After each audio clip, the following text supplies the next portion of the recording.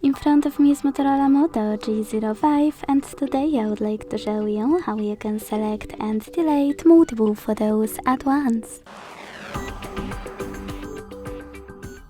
Begin by opening Photos app and selecting Photos or Collections at the bottom. Now you need to hold one of your photos you wish to get rid of and select those dots at the top right corners.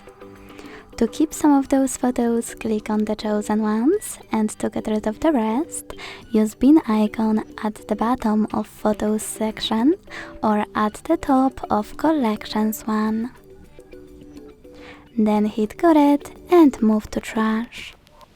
Thanks so much for watching. If you enjoyed this video, don't forget to leave a like, comment and subscribe. Bye!